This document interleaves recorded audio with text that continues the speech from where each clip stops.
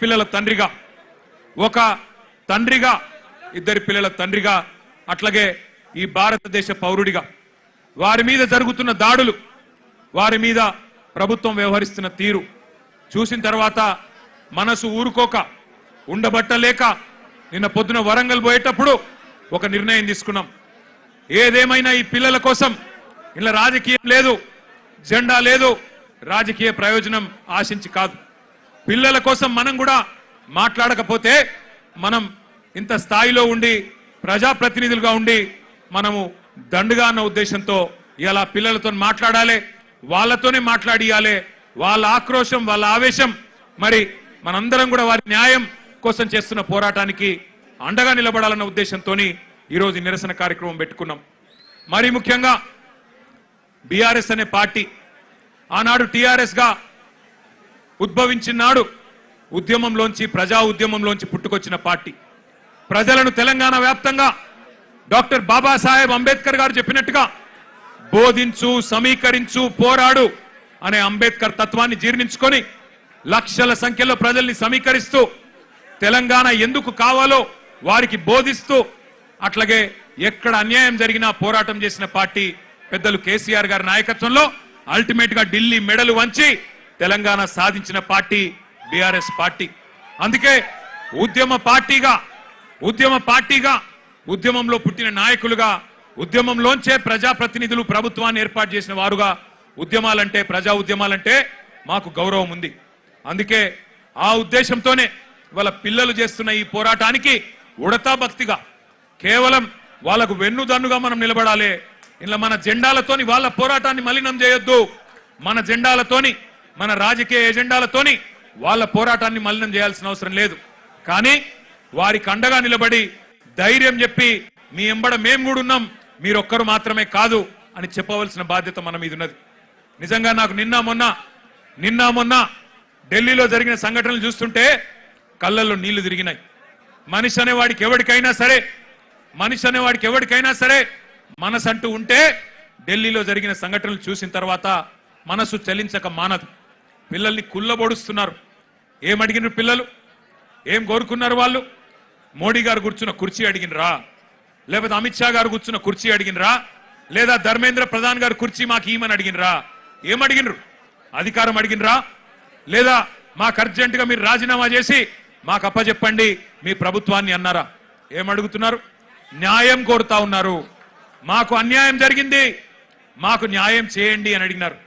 విజ్ఞప్తులు చేశారు, వినతి పత్రాలు ఇచ్చినారు, దండం పెట్టారు, దరఖాస్తులు ఇచ్చినారు. చివరికి సోనం వాంగ్చుక్ గారు నిరాహార దీక్ష కూర్చున్నారు. ప్రజాస్వామికంగా గాంధేయ మార్గంలో మహాత్మా గాంధీ గారు చూపెట్టిన బాటలో చివరికి నిరాహార దీక్షకు జంతర్ మంతర్ దగ్గర కూర్చున్నాడు. ఎట్లా అయితే పెద్దలు కేసీఆర్ గారు ఆనాడు తెలంగాణ కోసం చావు నోట్లో తలబెట్టిండో అట్లాగే ఈ పిల్లలకు న్యాయం జరగాలి, ఈ పిల్లలకు జరిగిన అన్యాయం సరిదిద్దాల కేంద్ర ప్రభుత్వం, అకౌంటబిలిటీ రావాలి, జవాబుదారితనం ఉండాలి సిస్టంలా. అదే విధంగా విద్యా విధానంలోనే సంస్కరణలు రావాలి, రిఫార్మ్స్ రావాలని చెప్పి సోనం వాంగ్చుక్ గారు నిరాహార దీక్ష కూర్చుంటే ఒక్క మీడియా సంస్థ చూపెట్టదు, ఒక్క మీడియా ఓడు రాడు. భయం. ఏం చేస్తారో, ఎక్కడ ఐటీ దాడులు చేస్తారో, ఎక్కడ సిబిఐని పంపిస్తారో, ఎక్కడ ఈడీని పంపిస్తారో, ఎక్కడ తమ వేట కుక్కలను పంపి ఇబ్బంది పెడతారో అని భయం. మీడియా రాలే. కానీ ఏం చేసింది జెన్జీ, యంగ్ జనరేషన్ ఏం చేసింది?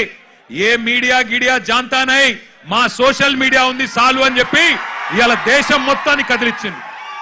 అందుకే అంటా ఉన్న మోడీ గారు, మీరు పెట్టుకోకూడనలతో పెట్టుకున్నారు, ఎవరితోనైతే పెట్టుకోవద్దో వాళ్ళతోనే పెట్టుకున్నావు, నువ్వు కొరివితో తలగొక్కున్నావు. మోడీ గారు జాగ్రత్త పడు, తరం మారుతున్నది, స్వరం మారుతున్నది, నవతరం వరస మారుతున్నది. రాజ్యమా ఉలిక్కి పడు, గుర్తుపెట్టుకో, జాగ్రత్తగా ఉండు. వాళ్ళు అనుకుంటే మొన్ననే నేపాల్లో ప్రభుత్వం కుప్పగూలింది.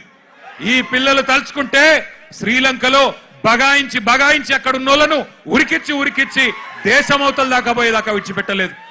కాబట్టి ఎవరితో పెట్టుకోవద్దో మోడీ గారు, వాళ్ళతోనే పెట్టుకున్నావు. వాళ్ళ అహం మీద కొట్టినవి ఇయ్యాల.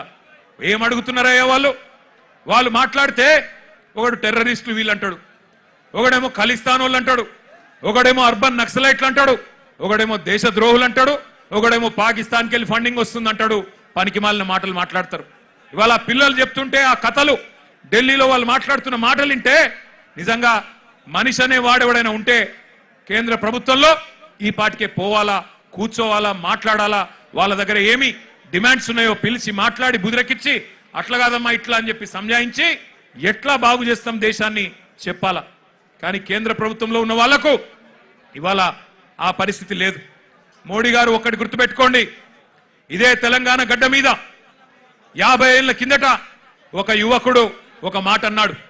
ఆనాటి తరం యువకుడు, ఆనాటి యంగ్ జనరేషన్ కి సంబంధించిన నాయకుడు ఒక మాట అన్నాడు, జీనా హై తో మర్నా సీఖో, కదం కదం పే జీనా హై తో కదం కదం పే జీనా హై తో మర్నా సీఖో, కదం కదం పే లడ్నా సీఖో అన్నాడు. అందుకే మోడీ గారు గుర్తు